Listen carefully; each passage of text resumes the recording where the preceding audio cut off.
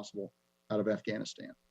We also continue to expand the capacity at our intermediate facilities to ensure safe, sanitary, and humane conditions for our evacuees, while continuing to look for ultimate ways to expedite their processing and ultimate transfer to the United States or other destinations.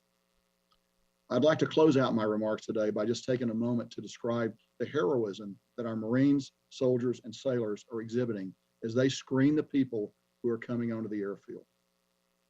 This is close-up work. The breath of the person you are searching is upon you.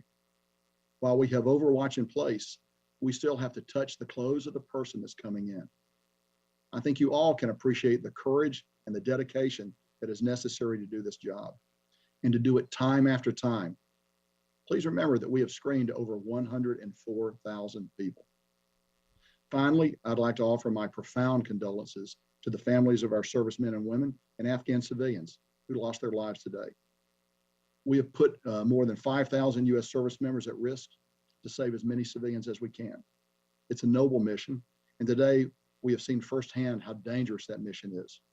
ISIS will not deter us from accomplishing the mission, I can assure you of that. All Americans can and should be proud of the men and women of the armed forces who are facing these dangers head on with their international partners and all our other friends that are with us. And we appreciate your thoughts and prayers for all our service members who are carrying on this mission today. John, I'm now ready to take questions. Thank you, General. We'll start with Lita. Thank you. General McKenzie, Lita Baldor with AP, thank you for taking the time to do this. Can you give us your assessment of the ISIS threat going forward? What are you seeing on the ground now? Does this cut the evacuation short, do you believe? And are people able to get onto the airport now? And then finally, the president has warned that any attacks against the U.S. would be answered. Will this attack be answered militarily by the U.S.? So a number of questions there. Let me try to take them in order. So first of all, the threat from ISIS is extremely real. We've been talking about this for several days. We saw it actually manifest itself here in the last few hours with an actual attack. We believe it is their desire to continue those attacks, and we expect those attacks to continue. And we're doing everything we can to be prepared for those attacks. That includes reaching out to the Taliban, who are actually providing the outer security cordon around the airfield to make sure they know what we expect them to do to protect us. And we will continue to coordinate with them as they go forward. We are continuing to bring people onto the airfield. We just brought a number of buses aboard the airfield over the last couple of 3 hours. So we continue to process. We'll continue to flow people out.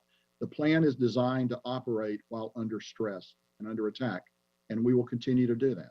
We will coordinate very carefully to make sure that it's safe for American citizens to come to the airfield. If it's not, we'll tell them to hold, and then we'll work other ways to try to get them to the airfield.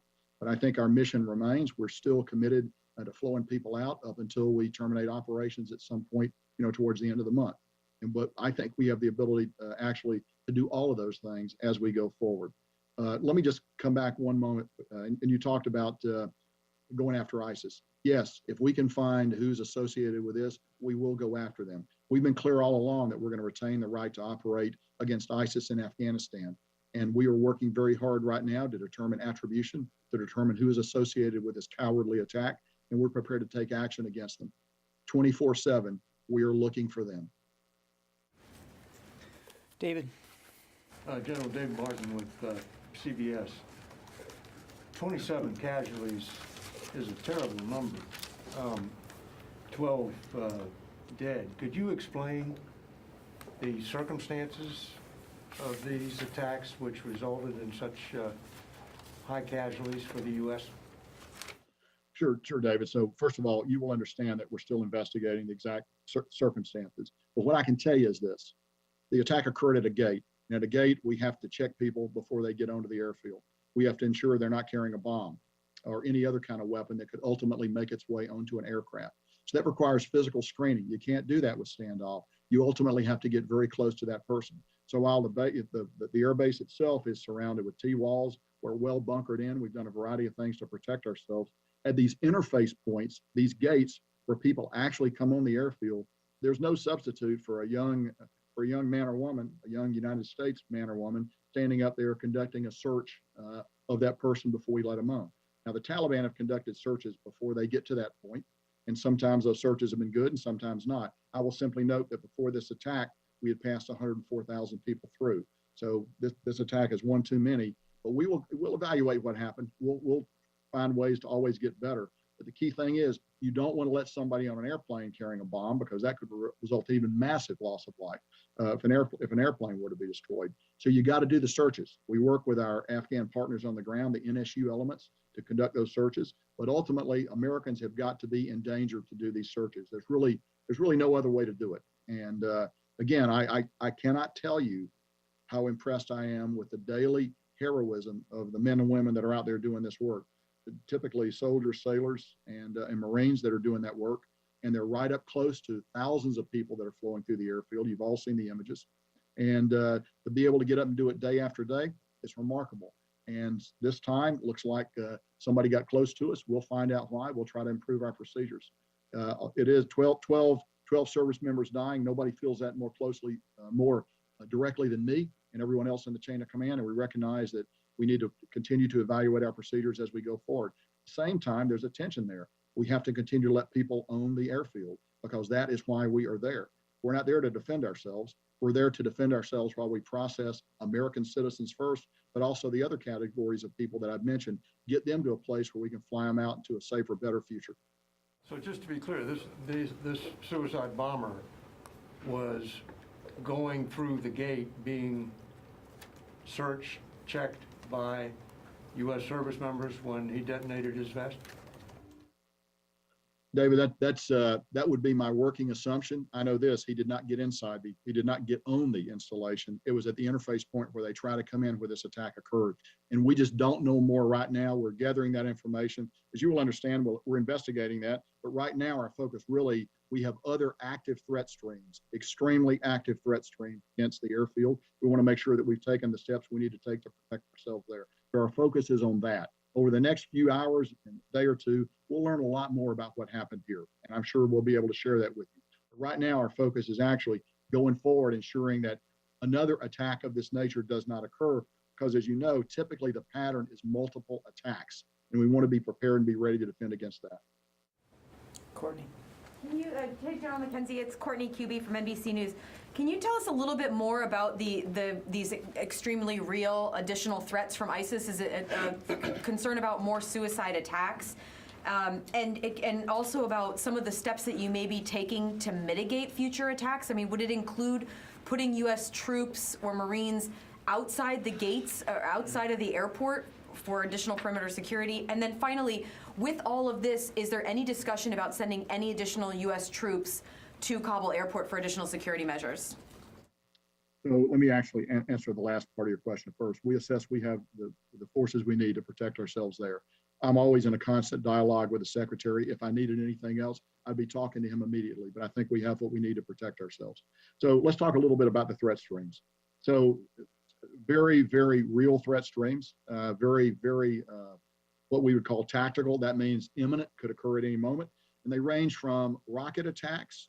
We know that they would like to lob a rocket in there if they could. Now, we actually have pretty good protection against that. We have our anti-rocket and mortar system, the gun systems that those of you who've been out there are very familiar with, that are pretty effective against these kinds of attack. We are well positioned around the boundary of the airfield, and we feel that we would be in good shape should that kind of attack occur. We also know they aim to get a vehicle-borne suicide attack in if they can, from a small vehicle to a large vehicle. They're working all those options. And then we've just seen their ability to deliver a walk-in, a vest-wearing suicide attacker. All of those things we look at. Now, the other thing we do is we share versions of this information with the Taliban so that they can actually do some searching out there for us. And we believe that some attacks have been thwarted by them. Again, we've been doing this we've been doing this since the 14th.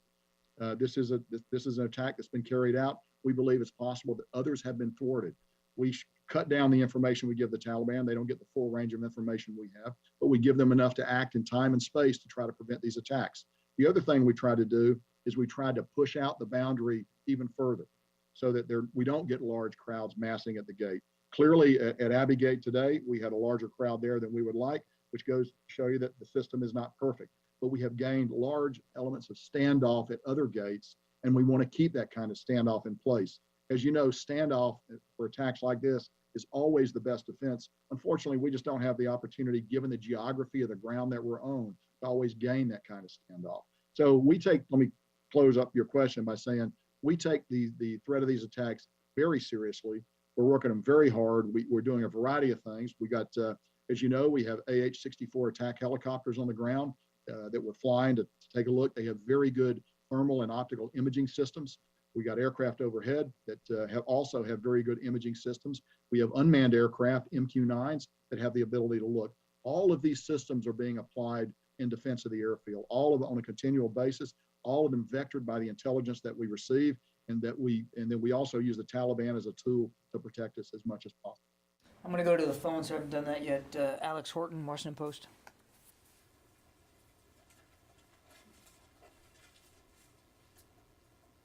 Alex, you there? Yep, just unmuting. Hey, General, this is Alex Horton with the Washington Post. Thanks for doing this. Can you give us a sense of where you are in casualty notification for these folks on the ground? How long you expect it to take, given that it's a large number? And also, can you tell us a little bit about, how the forces have reacted? You said that you introduced a little, probably more standoff at this point, but what are other measures you're taking to increase security after the attack? Sure. So I would actually defer you to the services for notification of casualties. That's a function that the services provide. And I believe that process is ongoing, but I do not have visibility on it. My visibility is fully forward against the day-to-day practical threat that we face in the theater. But there are other people who can probably then answer that question for you. I'm just not that person, Alex. So in terms of practical things that we're doing, okay, again, we've reached out to the Taliban. We've told them you need to continue to push out the security perimeter. We've identified some roads that we would like for them to close. They've identified that they will be willing to close those roads, because we assess the threat of a suicide-borne vehicle threat is high right now.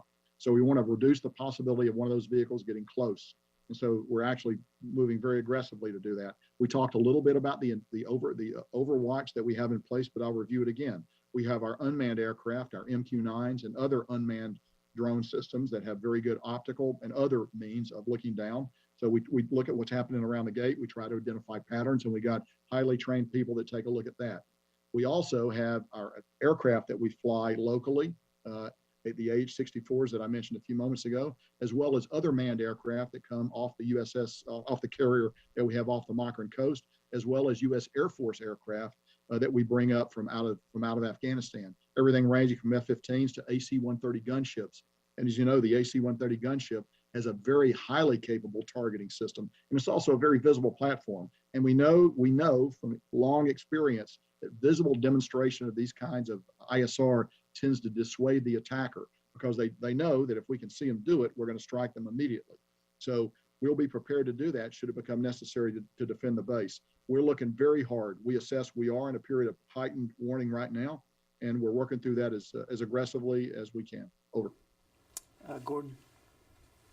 Yeah, General, Gordon Wolf from the Wall Street Journal. Can you tell us if you think that your recommendation for staying potentially after August 31st would change because of this threat stream? Or are you concerned about the threat stream? And also, the U.S. military and the Taliban have been coordinating very closely on various things. Do you still trust the Taliban, and is it possible that they let this happen? So as to whether or not they let it happen, I don't know. I don't think there's anything to convince me that they let it happen. As to whether or not I trust them, that's not necessarily that's a word I use very carefully. You've heard me say before, it's not what they say, it's what they do. They have a practical reason for wanting us to get out of here by the 31st of August, and that's that they want to reclaim the airfield. We want to get out by that day too, if it's going to be possible to do so. So we share a common purpose. As long as we've kept that common purpose aligned, they've been useful to work with. They've cut some of our security concerns down, and they've been useful to work with going forward. Now, long term, I don't know what that's going to be. I will tell you this: anytime you build a non-combatant evacuation plan like this, and you bring in forces, you expect to be attacked. So we expect, we thought this would happen sooner or later. It's tragic that it happened today. It's tragic there was this much loss of life. we are prepared to continue the mission. I've had a great opportunity to have dialogue with my chain of command on it, and I'm not going to be able to share with you what my advice has been, as you know and understand, Gordon, but I think we can continue to conduct our mission even while we're receiving attacks like this. Over. Eric? General Eric Schmidt with the New York Times. Even before today's attack, you were just 4 days or so from leaving.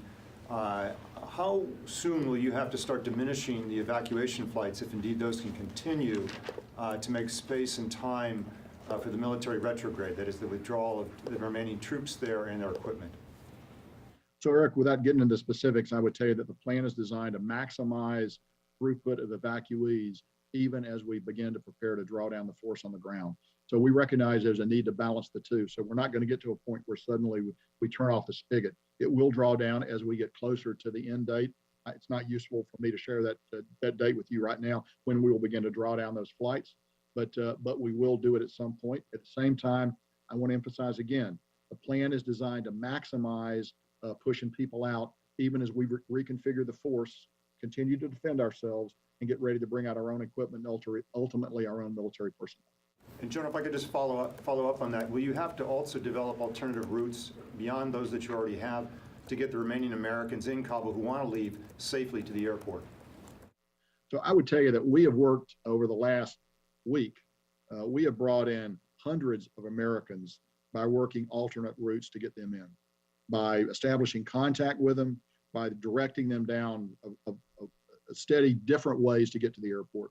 Our task force, our JSOC element, does that on the ground very effectively in coordination with Admiral Vaisley, who's the overall commander there. So we continue to do that. That's not something that we're beginning now. We've done that all along, and we will continue to do that up until the last moment. Jennifer? General McKenzie. Jennifer Griffin, Fox News.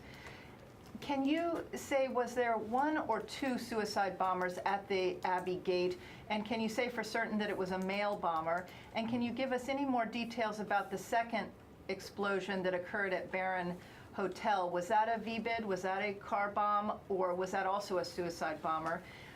Finally, there are State Department employees who are side by side with U.S. Marines at that gate. Were there any other U.S. citizens killed in the attack? And why were the Marines so close together that so many were killed in one strike? So we think one suicide bomb at Abbey Gate. Don't know if it was male or female, just don't have that information. Don't know much about the second bomb, except one went off in the vicinity of the Barron Hotel, which, as you're aware, is a deeply bunkered structure. And as far as I know, there were no UK military casualties as a result of that. There may have been Afghan casualties, and I'm sure there were Afghan casualties, but it will take us a little bit of time to actually learn how many Afghans became casualties. We took some of them on board the installation. Many of them were taken to hospitals out in town. So what I see is what I get on open source reporting about the nature of those casualties. But we're trying to gather more information about it. So the last point, I would tell you, I don't know the size of the bomb, and the size of the bomb is directly related to how many people are going to be affected by the blast radius of the weapon. We are going to investigate that. As I've noted before, you're at the interface point there at these gates. Somebody's actually got to look someone else in the eyes and decide that they're ready to come in. And so we'll find out exactly what happened. But beyond that, I would not want to speculate at this time, Jennifer. Thank you. Any other American citizens from the State Department who were killed? None that I am aware of now. Okay, I need to go back to the phones. Laura Seligman? Hi, General. Thanks so much for doing this. A couple questions. First of all, can you tell me, we've heard reports of a third and possibly a fourth attack in Kabul today. Can you confirm those? And then also, can you tell us how exactly are you still conducting these evacuation flights? Are you concerned about manpads and other threats to the aircraft? First of all, indications of other attacks in Kabul, but we have not been able to run that information down. So we see it. We get open source reporting on it, but I can't confirm that there have been other attacks in Kabul away from HKIA today. We continue to take a look at that very hard. I will tell you this: the safety of our aircraft coming in and out is of paramount importance, because obviously you have the opportunity there for 450 or more people to die if you have a significant mishap with the aircraft. we know that ISIS would like to get after those aircraft if they can. We don't know that we don't believe they have a man pad capable of doing it. They have taken shots at our aircraft on occasion without effect. We think that's going to continue. And we will, but as you know, military aircraft have a variety of self-defense systems. What's more vulnerable actually are the charter aircraft and other aircraft that are coming in that do not have those systems. So with our ISR, we look very carefully at the approach pattern and the departure pattern off that runway to see to see if we see any sign of something that might pose a threat to aircraft. That's one of the things that we look at religiously throughout the day and throughout the night as we conduct operations. Because really, the aircraft, the only way we're going to get people out of there. So we are keenly sensitive threats to our aircraft. Okay, we're going to take And one then more if I could question. just and follow- give- if I could- I'm sorry, guys, we got to keep moving. We're going to take one more question and then give the general a chance to close out. Idris? Sure. General, I know it's still early, but at this moment in time, how do you believe the suicide bombers made it through several checkpoints, whether it was Taliban or Afghan forces, to the Marines? Do you believe it was a failure, or they were able to somehow evade them and make it to the Marines? Well, clearly, if they were able to get up to the Marines at the screening at the entry point of the base, there's a failure somewhere. It was a failure by, the Taliban operate with varying degrees of competence. Some of those guys are very scrupulously good. Some of them are not. I just don't know the answer to that question. But we will. You can be assured we're going to continue to take a look at it and try to make all our practices better as we go forward. Okay, General, sir, we're going to let the general close out. General, sir, for any closing thoughts you might have, sir. Hey, John, thanks. Again, I would just like to say today's a hard day. But the thing I come back to is the remarkable professionalism that the force on the ground is showing. As I've noted before, ultimately at these screening points in particular, you've got to get very up close and personal to the people that you're bringing out. There's no way to do that safely from a distance. And we should all just bear in mind that we've been doing it for well over a week. We brought 104,000 people out. That's a tremendous number of contacts that every individual Marine, soldier, or sailor has had to have as we bring people aboard the airfield. It's a very heavy heart, that I do this conversation with you today. Nobody feels it more than me or the other members of the chain of command. We'll do everything we can to improve our practices there, to make sure it's as safe as possible for our folks on the ground that are doing this dirty, dangerous work. John, thanks very much. Thank you, General. Thank you all. Appreciate it. John, will you take a couple questions? No, that's going to be the end of it.